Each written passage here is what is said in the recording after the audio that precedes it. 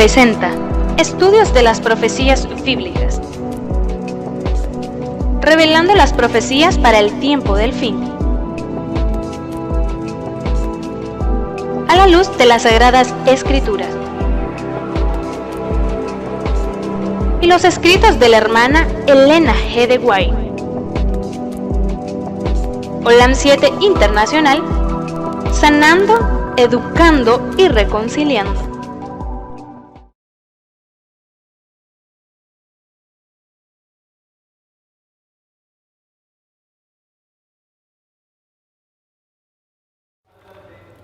Muy buenas tardes, queridos amigos, queridos hermanos. ¿Cómo están ustedes? Bienvenido a los estudios bíblicos de la profecía del libro de Esdras, en el cual hemos estado desarrollando y hemos aprendido acerca del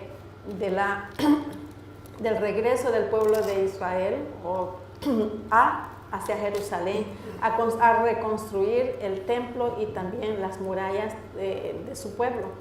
Y en la semana anterior habíamos estudiado acerca del viaje de Esdras hacia Jerusalén y todo lo que habían vivido y pasado ellos por tantas tribulaciones, y que sin embargo, a pesar de que llevaban tantos regalos de parte del rey y del pueblo para poder ejecutar esa construcción del pueblo, del país, ¿no? Y de las murallas, y también de terminar la construcción del templo. El Señor estuvo con ellos porque los protegió de tantas personas que pudieran de tantos ladrones que había para aquel entonces, especialmente con tantos niños y jóvenes y hombres y mujeres con toda su familia. Por lo tanto, que tal vez una persona sola podía hacer un viaje tal vez de un mes, pero sin embargo, por tanta persona y cosas que llevaban consigo, iban hasta animales de sacrificio, pues tomaron un tiempo como de 5 meses de viajes. Es así, ¿verdad? No me equivoco. Sí. Así es que eso hemos aprendido la semana pasada. En esta vez nuestro estudio es acerca de lo mismo, pero vamos a hablar acerca de la condición en que se encontraban los judíos en Jerusalén. ¿Cuáles judíos? Los judíos de la primera edición y la segunda viaje que hicieron ellos. Así es que vamos a proceder dando la bienvenida a mis compañeros, como siempre.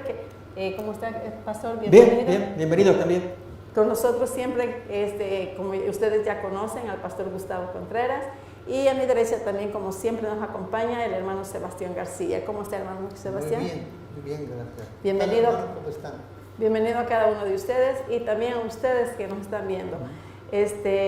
Y vamos a comenzar con nuestro estudio, en el cual se está poniendo cada vez más interesante. Y hemos aprendido tanto de que queremos continuar aprendiendo el final del estudio del libro de Esdras, que en realidad es una gran motivación para cada uno de nosotros espiritualmente. Y el tema de esta lección se llama la condición de los judíos en Jerusalén. Pastor, durante el tiempo de que estuvieron los primeros viajeros, los primeros israelitas que fueron hacia Jerusalén, ya había pasado muchos años, ¿cierto? Para esta última que fue Esdras. Así es. Desde el primer retorno, recordemos, desde la orden que dio el rey Ciro, año 537, según cuenta Esdras capítulo 1, final del segundo libro de Crónicas, última parte también dice lo mismo. Ciro da la orden, entonces allí retorna una buena cantidad de gente, conducidos por Zorobabel y Josué, sumo sacerdote, gobernador y sumo sacerdote. Entonces retorna, estamos hablando del 537, fue dada la orden en adelante, pero aquí que ahora estamos hablando de este otro retorno con Esdras, año 457 a.C. y entonces es cuestión de hacer números para ver cuántos años hay. Hay 80 años entre un evento y el periodo otro. con el otro, seguro. Entonces, ahora al llegar Esdras se encuentra que ha habido un cambio del cual él no esperaba. Y se encuentra con tantas quejas, ¿no? Y ahora, hermano Sebastián, ¿cuál fue uno de los principales quejas que de los pecados que se encontraron allí en el regreso de Jerusalén, a Jerusalén? Muy bien, vamos a comenzar con el capítulo 9, versículo 1, y vamos a darle lectura para entender el caso que ahora comienza a escuchar Esdras, estando ya ubicado él en Jerusalén. Y dice el versículo 1: y acabadas estas cosas, los príncipes se llegaron a mí diciendo: el pueblo de Israel y los sacerdotes y levitas no se han apartado de los pueblos de las tierras de los cananeos, heteos, fereceos, jebuseos, amonitas, moabitas, egipcios y amorreos, haciendo conforme a sus abominaciones. Bien, aquí podemos ver nosotros que a pesar de que ellos habían cumplido 70 años, de que habían sufrido mucho y de que era un precio por haberse descuidado ellos en un tiempo atrás, sus antepasados, sus padres y todo, la causa de haber ido a la cautividad por 70 años tenía que ver que ellos habían menospreciado. Vamos a ver el capítulo 4, versículo 12, para que lo corroboremos. Cuando ya había venido la primera campaña de hombres y mujeres y niños y todo, los del vecindario allí notaron cómo ellos estaban trabajando y se quejaron contra el rey. Dice así: sea notorio al rey que los judíos que subieron de ti a nosotros vinieron a Jerusalén y edifican la ciudad rebelde y mala, y han erigido los muros y compuesto los fundamentos. ¿Ya? Aquí podemos ver nosotros el sentir de la gente circunvecina alrededor de ellos, porque aquí en cierto tiempo ellos le habían fallado a Dios.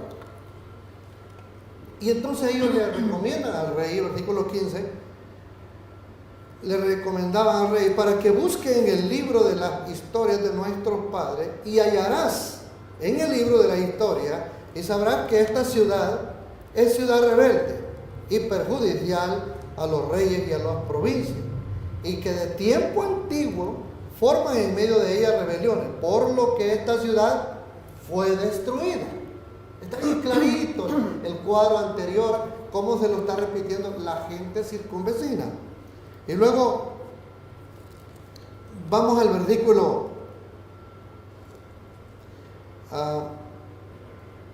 19 del mismo capítulo. Ellos deseando saber, viene el rey y les confirma una carta. El versículo 18: la carta que nos enviaste claramente fue leída delante de mí, y por mí fue dado mandamiento, y buscaron y hallaron que aquella ciudad de tiempo antiguo se levanta contra los reyes y se rebela, y se forma en ella sedición, o sea que se torna en contra de quien lo ha hecho esclavo. Capítulo 5, versículo 12. Pero vamos a comenzar desde el 10. Esdras 5, 10 y 2 al 12. Y también les preguntamos, hablando de los que edificaban, ¿no?, sus nombres para hacerles saber, para recibirlo, para escribirle los nombres de los varones que estaban por cabeza de ellos. Y respondieron diciendo así: nosotros somos siervos del Dios del cielo y de la tierra, y reedificamos la casa que ya muchos años antes había sido edificada, la cual edificó y fundó el gran rey. Mas después que nuestros padres ensañaron al Dios de los cielos, él los entregó en manos de Nabucodonosor, rey de Babilonia, caldeo, el cual destruyó esta casa y hizo transportar el pueblo hacia Babilonia. Esa es la confirmación que se dice de esta ciudad y todo. Ahora, cuando leemos el capítulo 9 y vemos el versículo 1, Aquí no es un grupo o un líder de religioso que está viendo el mal en el pueblo de Dios, es la gente de afuera. Y dice el versículo 1 que son los principales que vinieron a dirigirse con el líder, con el sacerdote y escriba a la vez, que era Esdras, y le dice: ¿qué está pasando con tu gente? Nosotros creemos que esta gente diseñada para un servicio, pero en realidad tenían una prohibición, pero en realidad no la han dejado. Gracias, hermano. Pastor, entonces, ¿cuál fue la queja que estaban teniendo de acuerdo a la historia? ¿Cuál era el pecado que estaban cometiendo los israelitas que estaban ya en Jerusalén? Y además de eso, ¿quiénes eran los que encabezaban cada una de las transgresiones? En el libro de Esdras, que vamos a leer a continuación, muestra un pecado que Dios considera grave. Ya está mostrado en dos textos que vamos a leer del Antiguo Testamento, y que fue evidente en el tiempo del diluvio y sigue siendo evidente en el tiempo moderno, y es los casamientos mixtos, la entrega a las pasiones desenfrenada en muchos casos, donde el Hijo de Dios no toma conciencia de su compromiso que tiene para con su Creador. Así que vamos a ver estos textos y ver no solamente lo grave que era en sí el pecado, sino cómo impactó también en el corazón de Esdras. De eso va a tratar el capítulo 9 que estamos mirando ahora. Esdras tomó muy en serio este problema, no lo estaba mirando así el pueblo, e incluso algunos de los líderes hasta se oponen. Hubo gente de liderazgo que no veían las cosas como Esdras y hasta le increpan también. Lo curioso es que se produjo una reforma sobre este tema, pero unos 25 años más tarde, cuando va a aparecer otro gran líder, Nehemías, vuelve a aparecer el mismo problema. Esto también está documentado en la Biblia. Así es que estas cosas queremos estudiar y darle la importancia que la Biblia le da. Y es la necesidad de mantener nuestro compromiso con Dios, primeramente, y a la hora de formar familia, hacerlo según el mandamiento del Señor y no según las pasiones personales. ¿Qué es esto de matrimonios mixtos? O sea, mezclas de matrimonios, de parejas que no profesan la misma fe. Vamos pues a leer entonces Esdras capítulo 9, el versículo 2. Esdras 9:2 dice así: porque han tomado de las hijas de ellos para sí y para sus hijos, y el linaje santo ha sido mezclado con los pueblos de las tierras, y la mano de los príncipes y de los gobernadores ha sido la primera en cometer este pecado. Notemos que aquí a Esdras les llega la noticia de que primeramente los líderes que debían haber dado ejemplo no lo están haciendo, al contrario, ellos abren el camino y el resto de la gente más humilde pues sigue ese camino. Le llama gran pecado. Vamos a ver cómo lo expresa Dios en las leyes de Moisés. Dos textos que podemos mirar, uno que se encuentra en Éxodo capítulo 34. Ahí vamos a ver cómo Dios mira esta cuestión de las mezclas de matrimonios, de un creyente con alguien que no lo es. Vamos a buscar en Éxodo capítulo 34, versículo 11, ahí nos lo trae. Dice así, 34:11 en adelante: guarda lo que yo te mando hoy. He aquí que yo he hecho de delante de tu presencia al amorreo, al cananeo, al eteo, al fereceo, al heveo, al jebuseo. Guárdate de hacer alianza con los moradores de la tierra donde has de entrar, para que no sean tropezadero en medio de ti. Derribaréis sus altares y quebraréis sus estatuas y cortaréis sus imágenes de acera. Porque no te has de inclinar a ningún otro Dios, pues Jehová, cuyo nombre es celoso, Dios celoso es. Por tanto, no harás alianza con los moradores de aquella tierra, porque fornicarán en pos de sus dioses y ofrecerán sacrificios a sus dioses, y te invitarán y comerás de sus sacrificios. O tomando de sus hijas para tus hijos, y fornicando sus hijas en pos de sus dioses, harán fornicar también a tus hijos en pos de los dioses de ellas. Notamos, ahí Dios está prohibiendo que la mezcla con gente que justamente es pagana, tiene su adoración a sus ídolos. Otro tanto lo va a decir Deuteronomio, abrimos ese texto, y así para ver la gravedad del pecado. Capítulo 7, los 5 primeros versículos. Dice también algo similar.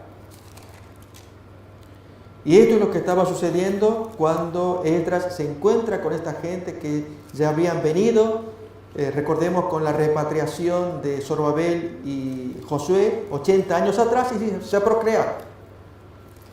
Cuando Jehová tu Dios te haya introducido en la tierra en la cual entrarás para tomarla y haya echado de delante de ti a muchas naciones, al Eteo, Gergeseo, Amorreo, Cananeo, Fereceo, Heveo, Jebuseo, 7 naciones mayores y más poderosas que tú, y Jehová tu Dios las haya entregado delante de ti y las hayas derrotado y las destruirás del todo. No harás con ellas alianza, ni tendrás de ellas misericordia. No emparentarás con ellas, no darás tu hija al hijo de ellos, ni tomarás a su hija para tu hijo, porque desverá a tu hijo de en pos de mí y servirán a dioses ajenos, y el furor de Jehová se encenderá sobre vosotros y te destruirá pronto. Mas así habéis de hacer con ellos: sus altares destruiréis y quebraréis sus estatuas y destruiréis sus imágenes de acera y quemaréis sus esculturas en el fuego. Notemos, Dios es severo en la forma en cómo se expresa en estos 2 textos respecto de los matrimonios mixtos. Pero esta gente no lo estaba llevando a cabo. Recordemos que ese fue el pecado que también aconteció en el tiempo del diluvio. Génesis capítulo 6, que los hijos de Dios, viendo que las hijas de los hombres eran hermosas, tomaron y se mezclaron entre ellos, y fue grave pecado delante de Dios. Y se explica la razón, que la gente mundana induce al cristiano, al creyente, al hijo de Dios, a cometer fornicación en pos de esos ídolos. Lo ocurrió con Salomón también. Ese es el argumento que va a usar 25 años más tarde Nehemías, cuando encuentra el mismo problema, que aunque quiso subsanarlo Esdras, Nehemías no lo vuelve a encontrar. Es decir, fue una solución temporal. Lamentablemente el mal estaba muy metido dentro del corazón para seguir en la rebelión. Gracias, pastor. Hermano Sebastián, todo este problema que Esdras encontró al llegar a Jerusalén, ¿en qué forma, qué tanto le afectó todo esto a él? Bien, es interesante notar porque Esdras era un líder sumamente importante delante de Dios y con el pueblo, porque él representaba varios cargos. Era sumo sacerdote y a la vez era maestro para enseñarle, ¿no? En el versículo 3 dice lo siguiente: lo cual oyendo yo rasgué hablando de Esdras 9, mi vestido y mi manto, y arranqué de los cabellos de mi cabeza y de mi barba, y sentéme atónito. Todos sabemos que los judíos han tenido por práctica que cuando son sorprendidos por algo similar a esto, ellos son tan sentidos que se sienten destrozados por dentro, que rascan lo que traen puesto si es posible y agarran tierra, se le echan en la cabeza, como queriendo dar un mensaje de que de dolor no merecen ellos de ser considerados como siervos de Dios, y sin embargo tienen una responsabilidad, una imagen que representa. Y yo quiero invitarlos que vayamos al libro de Génesis 37, verso 29 y el versículo 34. Génesis 37,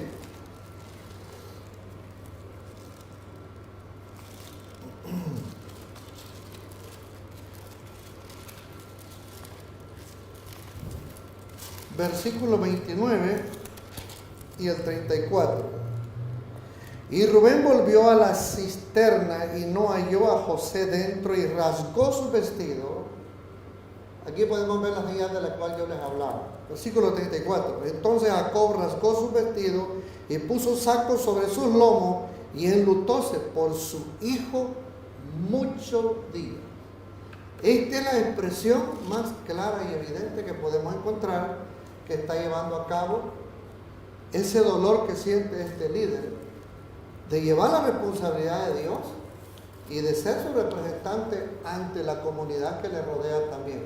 Porque ahí lo dice el versículo primero, que fueron los principales de aquella área que vinieron a donde este líder para ponerle pues el asunto al conocimiento de lo que estaba pasando. Así es, gracias, hermano. es importante saber de que a pesar de que el pueblo de Israel pecaba y pecaba y pecaba, nos hace ver de que aún para Dios para ese entonces era el pueblo de Dios, era su pueblo escogido, y por lo tanto aún Él tenía, como quien dice, todo bajo control con ellos, y siempre estaba con ellos. Trataba de apartarlos de los que le oprimían para aquel entonces, pero de todas maneras, a pesar que estaba en cautiverio, Él estaba siempre dirigiendo toda la situación. Pastor, ¿cómo se compara esto con las acciones de Nehemías bajo las condiciones similares que tuvo más de 25 años más tarde, después de lo sucedido? Muy bien. Voy a invitar a que abramos Nehemías capítulo 13. Recordemos, año 457 es el año en que Esdras viaja, pero luego en el 445, 444 es el tiempo de Nehemías, según nos da los datos allí en el año 20 del reinado de Artajerjes, lo va a decir Nehemías al comienzo. Lo cierto es que él estuvo 12 años, así que hasta el año 432, ustedes calculen, luego retorna nuevamente a Persia, y cuando vuelve se encuentra con el problema. Ese problema que vamos a leer ahora, así que efectivamente habían pasado 25 años. Abrimos pues en Nehemías capítulo 13 y da razones adicionales, sumamente importantes, de peso, para que veamos la gravedad e incluso lo apliquemos en tiempo presente, que a Dios no le agrada, y especialmente los jóvenes que están planeando ellos formar su pareja, su familia, que es la ley de la vida, que lo hagan en el temor del Señor. Esto es buscar a alguien que sea afín a su fe religiosa, además de todas las otras características deseables. Miremos acá la razón fundamental que va a dar Nehemías, para que entendamos cuán grave fue para Esdras 25 años atrás. Nehemías capítulo 13, versículo 23 en adelante. Vi asimismo en aquellos días a judíos que habían tomado mujeres de Asdod, amonitas y moabitas, y la mitad de sus hijos hablaban la lengua de Asdod, porque no sabían hablar judaico, sino que hablaban conforme a la lengua de cada pueblo. Si razonamos en el versículo, se nos está diciendo que esos hijos, que eran la simiente, hijos de judíos, ya no hablaban el hebreo, el judaico, que era la lengua que estaba escrita en la Biblia, en la cual se enseñaba la palabra de Dios. Y si ese jovencito, ese niño, no entendía hebreo, ¿cómo podía entender la palabra de Dios? Y un papá que le enseñaba en hebreo, lo que decía la Biblia en hebreo, a su hijo que no entendía el hebreo, entendía la lengua de la mamá, que era amonita, astodita o de otro pueblo, de otra raza. Entonces había problemas. Se detenía la transmisión de la palabra de Dios. Entonces, miremos versículo 25 ahora. Actúa severamente Nehemías, y alguien diría, pero tan severo, ¿cómo puede ser un hombre que llega a semejante extremo? Es solamente el que es espiritual y llevado por el fervor del Espíritu Santo puede entender este comportamiento aparentemente extraño de Nehemías. 13:25 dice: y reñí con ellos y los maldije y herí a algunos de ellos y les arranqué los cabellos y les hice jurar diciendo: no daréis vuestras hijas a sus hijos y no tomaréis de sus hijas para vuestros hijos ni para vosotros. 26. ¿No pecó por esto Salomón, rey de Israel?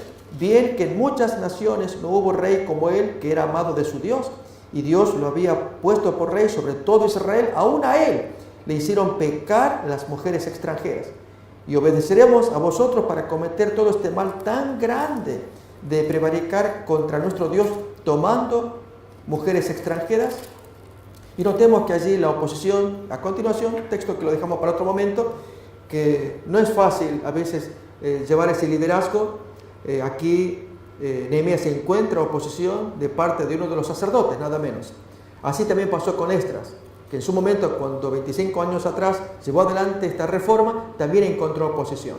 Y aquí es donde se definen quiénes son los hijos de Dios que van a obedecer el mandamiento y quiénes son aquellos que van a dar más preponderancia a las apetencias carnales o aún familiares por encima del mandato de Dios. Después de haberse enojado Nehemías por la misma razón de que y fue tan severo, en realidad para Dios la actitud de él fue normal. Así es.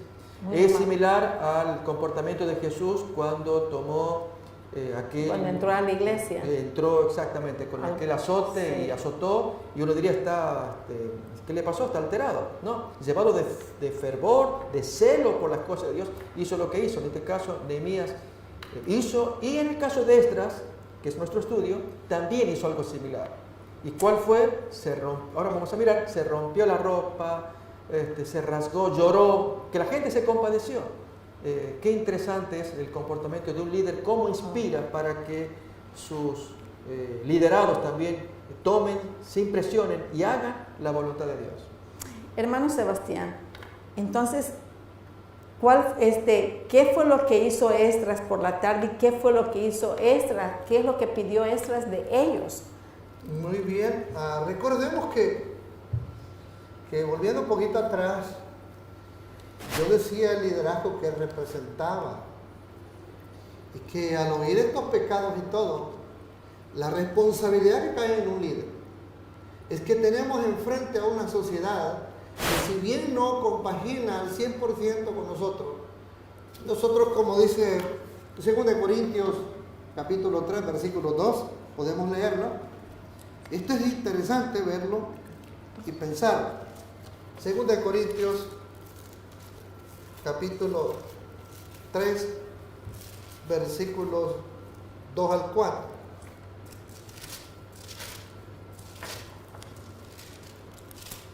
Dice: nuestras letras sois vosotros escritas en nuestro corazón, sabidas y leídas de todos los hombres, siendo manifiesto que soy letra de Cristo, administrada de nosotros, escrita no con tinta, mas con el Espíritu del Dios vivo, no en tablas de piedra, sino en tablas de carne del corazón. Qué duro era para Esdras saber que él tenía ministros vestidos con la vestimenta sacerdotal que Dios le había diseñado de todo para el servicio del templo, y sin embargo se encontraban en tal falta que el mundo la conocía. Y Esdras, con el liderazgo que él tiene, se le quebranta el corazón, porque lo primero que él piensa: nosotros somos el pueblo escogido de Dios, nosotros somos los que venimos luchando de quererle testificar bien a un rey, de que no aceptamos el apoyo de guardias para transportar el tesoro del templo, porque creemos y estamos seguros que Dios cuida de sus hijos y que Dios siempre en todo momento está con sus hijos. Ahora bien, Esdras le quebranta el corazón. ¿Cómo redimir la confianza de la individualidad? En primer lugar, de los que han caído, y la responsabilidad que tenemos para el mundo que nos ve a nosotros como cartas abiertas. Ahora, con tales faltas, ¿cómo hacerlo? Volviendo a la pregunta que usted me hacía, necesitamos mirar Esdras capítulo 10, versículo 5. Y dice lo siguiente: entonces se levantó Esdras y juramentó a los príncipes de los sacerdotes y de los levitas y a todo Israel que harían conforme a esto, y ellos juraron. ¿Se dan cuenta aquí lo que estaba sucediendo? Lo mismo que expresaba el pastor que había sucedido con Nehemías, pero allá dice que Nehemías hasta le jaló las greñas y lo sujetó como un padre que ha hablado tanto con un hijo. Y dice: hijo, las cosas no son así. Hijo, nosotros le debemos amor y respeto a todo individuo que está a nuestro alrededor. Dios nos ha puesto en tal situación. Nosotros tenemos que amar y velar por las circunstancias que nosotros representamos y cuidamos tanto. Así es que Esdras aquí también lo llamó, porque también por ahí viene que hay uno de los que pecaron, dice: nosotros pecamos y somos culpables. ¿Se acuerda usted cuando Daniel capítulo 9, verso 2? Está el libro que representa el gran pecado de todo el pueblo. Daniel no tenía la falta. Sin embargo, como era el representante de todo, Señor, que no tengas tanto peso sobre tu pueblo en el cual he llevado tu nombre, Señor. Sé que hemos fallado, hemos cometido faltas y todo, pero ayúdanos, Señor. Queremos hacer tu voluntad. Más adelantito vamos a ir viendo la naturaleza del pecado. ¿Por qué es que el pecado brota del ser humano? Gracias, hermano. Cuando Esdras se rasca el vestido, su ropa y se postra para la oración, en realidad esa fue un signo de arrepentimiento, de dolor, de sufrimiento, ¿verdad? Por el pecado. Pero esta oración la hizo a la hora que siempre ellos utilizaban para orar, ¿verdad? Que dice que una oración en la cual más importante era la confesión del pecado, y eso fue lo que hizo Esdras, y hizo recordar el hermano Sebastián acerca de Daniel para aquel entonces también. Si me permite leer un pasaje que tiene que ver con Jueces capítulo 2, versículo 12, cuando Él los está llamando les hace ver también estas cosas. Jueces 2, 12. Dice la palabra aquí de Dios, el versículo 12. Y dejaron a Jehová el Dios de sus padres que los había sacado de la tierra de Egipto. Y fuéronse tras otros dioses, los dioses de los pueblos que estaban en sus alrededores, a los cuales adoraron y provocaron a ira a Jehová. Todo esto se los hacía recordar Esdras y le dijo: eso está delante de nosotros ahorita, porque todavía tenemos que tratar este asunto y tenemos que llevarlo a la junta de la organización eclesiástica. Y entonces ellos estaban temblando porque sabían que Dios no se iba a quedar así. Gracias, hermano. Pastor, entonces, ¿qué fue lo que el pueblo dijo acerca de su transgresión y qué atrajo su iniquidad sobre ellos? ¿Qué fue la reacción de ellos cuando Esdras se rascó su vestimenta en acción de dolor y sufrimiento? La historia que vamos a mirar ahora de Esdras capítulo 9 muestra a un hombre sumamente compungido. Efectivamente dice que era a cierta hora de la tarde, cuando se hacía el sacrificio de la tarde, y esto es algo interesante, que no se trata de un servicio el acostumbrado, el formal. Cuántas veces cuando asistimos a los cultos podemos ir de la manera acostumbrada y formal, sino aquí fue de corazón. La oración fue tan intensa, lo que ocurrió, que conmueve el corazón. Así que abrimos pues Esdras 9. Otra vez repasamos el versículo 5 en adelante, que dice que a la hora del sacrificio de la tarde me levanté de mi aflicción y habiendo rasgado mi vestido y mi manto, me postré de rodillas y extendí mis manos a Jehová mi Dios y dije: Dios mío, confuso y avergonzado estoy para levantar, oh Dios mío, mi rostro a ti. Porque nuestras iniquidades, ya se dijo hace un momento, se señala acá. Notemos que Esdras está haciendo una oración representativa. No es las iniquidades de ellos, él se pone en primer lugar y a Dios eso le agrada. Así fue la oración de Daniel capítulo 9 también. Porque nuestras iniquidades se han multiplicado sobre nuestra cabeza y nuestros delitos han crecido hasta el cielo. Recordemos, si hacemos hincapié, énfasis en estas expresiones de primera persona plural, es muy importante. Si en Daniel 9, cuando el ángel aparece para responder esa oración, y en un párrafo le dice: eres muy amado, porque tú eres muy amado. Efectivamente, Daniel era muy amado porque aplicaba lo que Esdras aplicó más adelante también, y es orar reconociéndose culpable. Recordemos siempre este detalle porque a veces se nos puede escapar, que a Dios quiere que interpretemos, que oremos por los demás, pero nos pongamos nosotros también, y así todos juntos busquen la bendición del Señor. Y entonces continúa en el versículo 7. desde los días de nuestros padres hasta este día, hemos vivido en gran pecado. Y por nuestras iniquidades, nosotros, nuestros reyes, nuestros sacerdotes, hemos sido entregados en manos de los reyes de la tierra, a espada, a cautiverio, a robo y a vergüenza que cubre nuestro rostro como hoy día. Entonces, no hay algún justificativo en la oración que hace Esdras. Al contrario, cuando reconoce las desgracias, que espada, rapiña, las desgracias que los reyes, sacerdotes, todo ha sido gracias a los pecados cometidos. Y este es el discernimiento que tiene este líder.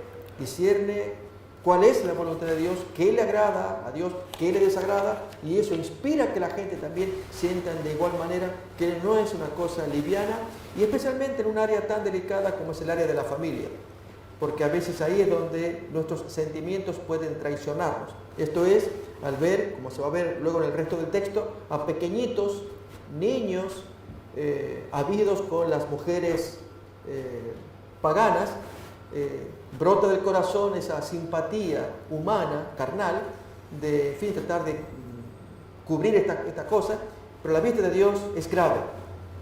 Y sobre todo porque ya había los antecedentes, es decir, el hombre está cosechando sus propios errores. Los antecedentes, mandamientos primeramente.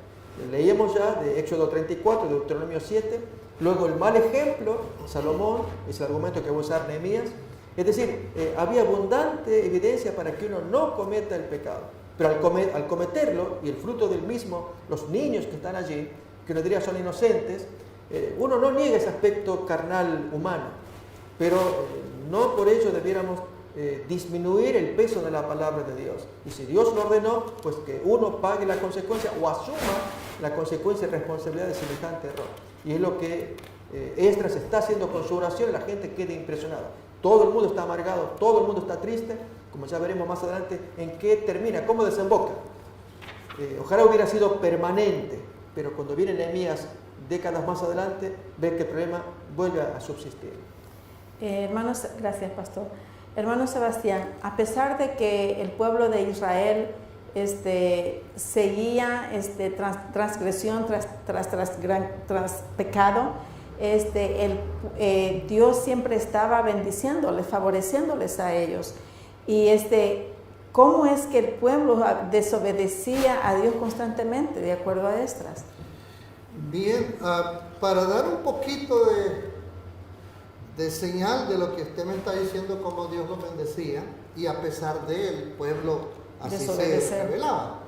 Versículos 8 y el versículo 9 del capítulo 9 de Esdras, vamos a leerlo juntos. Vamos a darnos cuenta cómo a veces como que quisiéramos jugar con Dios por su nobleza, por su paciencia, su longanimidad que Él tiene. Versículo 8 dice, y ahora como un breve momento fue la misericordia de Jehová nuestro Dios, para hacer que nos quedase un resto libre y para darnos estaca en el lugar de su santuario, a fin de alumbrar nuestros ojos, nuestro Dios, y darnos un poco de vida en nuestra servidumbre. Está señalando bien claramente que habían tenido brevemente una bonita relación con Dios y que habían gozado todo lo que habían venido de la transmigración. Mas sin embargo ahora, en el seno del grupo que representa la gran misión del templo, ahí se jinca o se ancla el pecado, se da a luz, ¿no? Y esto trae la gran preocupación para este líder. Versículo 9, porque siervo éramos, mas en nuestra servidumbre no nos desamparó nuestro Dios, antes inclinó sobre nosotros misericordia delante de los reyes de Persia, para que se nos diese vida para alzar la casa de nuestro Dios y para hacer restaurar sus asolamientos y para darnos vallado en Judá y en Jerusalén. O sea que el pueblo llegó a terminar esta obra y estaba establecido, llevando a cabo todo el servicio que demandaba Dios en su santo templo. Aquí lo que hace pensar es que cómo es posible que un pueblo de Dios que conoce, que tiene estrecha relación con Dios, está cayendo vez tras vez. ¿Qué es lo que sucede? Bueno, quisiera invitarlos al libro de Santiago. Santiago capítulo 1, versículo 12. ¿Qué es el problema que sucede? Bueno, es que los cristianos están con Dios.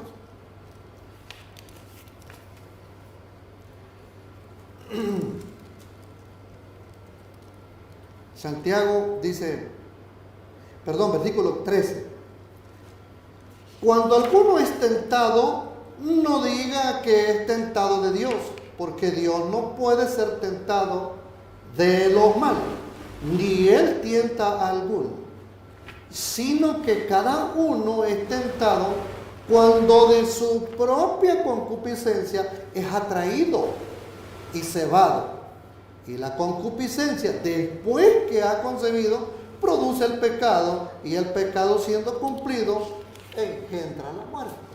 Por eso es que cuando los estaba agarrando Esdras al orden y todo, ellos temblaban, porque el servicio que tenían por la mañana y por la tarde era un servicio bien solemne todo, y sabían que el Dios que los había encomendado estaba presente y todo, sí. Y que mediante este mediador Dios quería esperar o darle su oportunidad que él se desenvolviera y cómo lo representara a Dios bien para vindicar el nombre de Dios y restaurar la imagen de Dios tanto en los que estaban alrededor como también los que habían cometido la falta. Hay un problema que el apóstol Pablo lo señala bien y está en Romanos 7, versículo 17.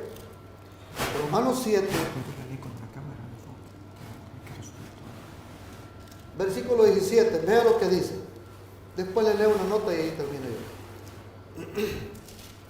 Dice así, el 17, de manera que ya no obro aquello, sino el pecado que mora en mí. Cuando estamos hablando de los cristianos, no es que el cristiano ya eliminó la naturaleza de él. Es un proceso que el cristiano tiene día con día para dejarse amoldar por el Espíritu de Dios, permitiéndole a Dios el permiso. Versículo 18. Y yo sé que en mí, es a saber en mi carne, no mora el bien, porque tengo el querer, más el efectuar el bien no lo alcanzo, porque no hago el bien que quiero, más el mal que no quiero hago. Y si hago lo que no quiero, ya no lo obro yo, sino el pecado que mora en mí. Así que queriendo yo hacer el bien, hallo que esta ley, que el mal está en el ser humano. Quiero leerles una nota. El origen del mal no está fuera del hombre, sino dentro de él. El origen de toda tentación es la sed del hombre por lo que es malo, y de eso malo es que Dios quiere curar. Ustedes conocen bien el pasaje de San Juan 14:30 que Cristo dijo: viene el príncipe de este mundo y en mí no hay ese problema, porque Cristo era sin pecado. Los tentadores no podrían entrar en el hombre a pecar, pero sus tentaciones no tendrían dentro de él fuerza alguna si no hubiera dentro de él, del hombre, un deseo de responder a esa tentación. La naturaleza de la tentación así definida elimina cualquier probabilidad de que sea Dios quien cree la tentación o de los hombres. Le voy a decir esta parte. O que sea Satanás en realidad el responsable de la caída moral de los hombres. Yo conozco un hermano que decía, cada vez que oigo a los cristianos quejarse, que fue el diablo el que me hizo pecar, que el diablo, hombre, dijo un hermano un día, ahora voy a tener que defender al diablo yo. El diablo quizás no anda ni por aquí, dijo, sino que la naturaleza de los hermanos, que pecan una vez y otra, decía, y el pobre diablo aguanta el palo. Es que la naturaleza está en el hombre, y de ese veneno que quiere Dios inyectarle por el medio del Espíritu Santo sanidad. Pastor, ¿qué había dicho el Señor acerca de la gente de la tierra y qué orden especial había dado el Señor para ellos? Muy bien, vamos a retomar Esdras capítulo 10.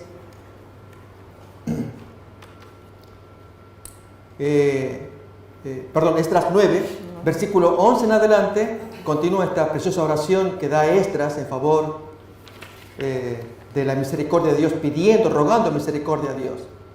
Dice: tú que prescribiste, Esdras 9:11, por medio de tus siervos los profetas, diciendo: la tierra a la cual entráis para poseerla, tierra inmunda es a causa de la inmundicia de los pueblos de aquellas regiones, por las abominaciones de que la han llenado de uno a otro extremo con su inmundicia. Ahora pues, nuevamente ahí aparece ya el claro mandato que hemos leído de Éxodo 34 y Deuteronomio 7.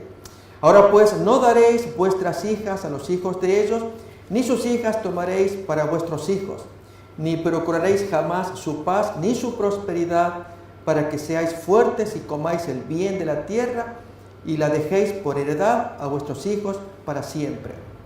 Lo cierto es que acá Dios es claro al darles el mandamiento, aunque por supuesto se entiende que, como expuso Sebastián, hay una naturaleza pecaminosa, tal como lo cuenta Santiago capítulo 1. Pero si junto a la naturaleza pecaminosa que ya traemos, mala, las condiciones que nos rodean también son malas, porque las hemos buscado, las hemos permitido. Esto es el permitir que el asociarse con estas comunidades inmundas, como se llama acá, por sus altares, sus fornicaciones y las prácticas idolátricas que esa gente trae. En otras palabras, está la condición exterior, por un lado, favorable para cometer pecado, y nuestra naturaleza interior, por otro lado, también. Son dos cosas que hay que tomar en cuenta. Aquí el texto está dando más énfasis a la primera situación, es la condición exterior, y es comenzar a limpiar el campamento. Y Esdras va creciendo en su oración, trayendo a Dios que sea misericordioso con el pueblo que está reconociendo el pecado, primeramente el líder, y se espera ahora de la gente que también haga lo mismo, cosa que se va a mirar a continuación también en esta misma historia del libro de Esdras. Gracias, pastor. Aquí nos damos cuenta en realidad de que el profeta estaba bien, pero bien molesto, sentido. Pero hermano Sebastián, ¿cómo se compara el castigo con su pecado y qué preguntas hizo Esdras al Señor al verse en esa situación? Mire, el versículo 12 explica bien claro y recalca nuevamente lo que anteriormente en la introducción el pastor leyera de Éxodo 34, versículos 10 en adelante hasta el 16, como también Deuteronomio 7 del 1 al 6. Entonces, veamos el versículo 12, dice: ahora pues no daréis vuestras hijas a los hijos de ellos, ni sus hijas tomaréis para vuestros hijos, ni procuraréis su paz, ni su bien para siempre, para que seáis corroborados y comáis el bien de la tierra y la dejéis por heredad a vuestros hijos para siempre. Mas después de todo lo que nos ha sobrevenido a causa de nuestras malas obras, a causa de nuestro grande delito, ya que tú, Dios nuestro, estorbaste que fuésemos oprimidos bajo nuestras iniquidades y nos diste este tal efucio. Nosotros debemos de considerar que Dios conoce bien a la raza humana y lo que Él desea es sanarlo. ¿Dónde pues estaría la solución para todo este problema del pecado? Yo lo he encontrado bien fácil y quiero compartirlo con ustedes según Romanos capítulo 2, versículos 4 al 5. Romanos 2, 4 al 5. O menosprecié la riqueza de su benignidad y paciencia y longanimidad, ignorando que su benignidad te guía al arrepentimiento, mas por tu dureza y por tu corazón no arrepentido, atesoras para ti mismo ira, para el día de la ira y de la manifestación del justo juicio de Dios. Esta sería una puerta de salida que debe encontrar o buscar todo cristiano. El arrepentirnos no nace de nosotros tampoco, viene de parte de Dios. Amén. ¿Por qué? Porque Dios ama al pecador, quiere separarlo del pecado y salvarlo a él, pero ni aún así, ya que somos magnetizados nosotros, porque nos atrae ese magneto que está dentro de nosotros. Entonces Dios procura poner un neutralizador en nosotros y poder redimir nuestra alma de este mal que entró en Adán y Eva. Gracias, así es, amén. Pastor, quiero hacerle una pregunta que a mí me llama mucho la atención, que es después de la oración que Esdras hace con tanto dolor y con tanto sufrimiento y con tanto desgarre, la parte última de la oración que Esdras da. ¿Cómo usted puede explicar esa declaración que hizo Esdras en esa oración, en el versículo 15 de Esdras 9? Vamos a completar la oración, a leerla, el clímax está en el versículo 15 efectivamente, ¿no? Se leyó el 12, leemos del 13 hasta el 15 y comentamos en la parte final. Esdras 9:13. Mas después de todo lo que nos ha sobrevenido a causa de nuestras malas obras y a causa de nuestro gran pecado, ya que tú, Dios nuestro, no nos has castigado de acuerdo con nuestras iniquidades y nos diste un remanente como este, hemos de volver a infringir tus mandamientos y a emparentar con pueblos que cometen estas abominaciones.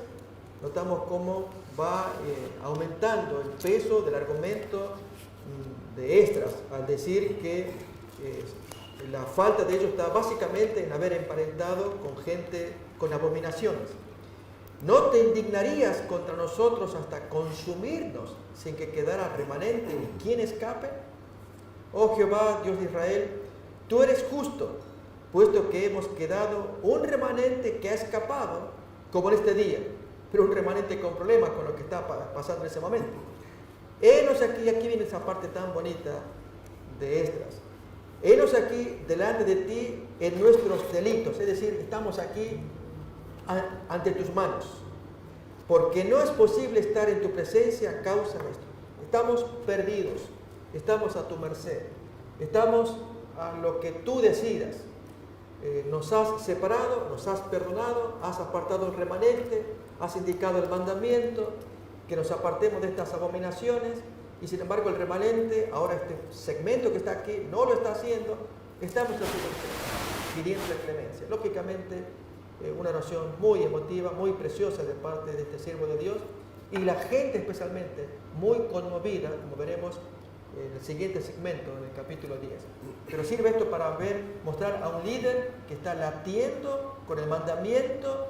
Él está convertido y espera que su gente esté convertida, que acepten esa oración y simplemente la misericordia de Dios. Sí, es tan bello ver de que en realidad, aunque su pueblo pecaba una vez y otra vez y otra vez, el Señor siempre los estaba protegiendo y siempre también con ese mismo amor les perdonaba sus pecados.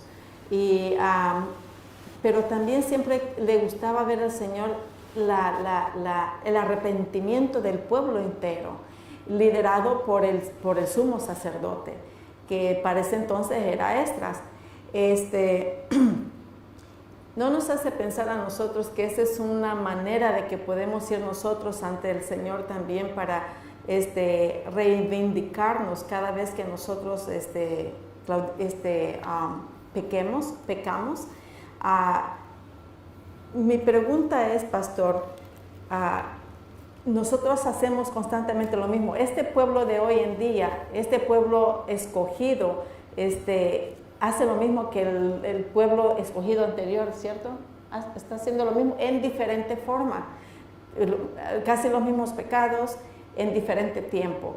Así es que, queridos amigos, queridos hermanos, les agradecemos mucho que ustedes nos hayan permitido abrir las puertas de sus casas, de su corazón, para poder realizar este estudio tan maravilloso que es las profecías de Esdras. Que tengan muy bonito día y que el Señor los bendiga. Que tengan, pórtense bien. Hasta luego. Chao. Holam 7, Televisión Internacional, presentó Estudios de las Profecías Bíblicas, revelando las profecías para el tiempo del fin, a la luz de las Sagradas Escrituras y los escritos de la hermana Elena G. de White. Holam 7 Internacional, sanando, educando y reconciliando.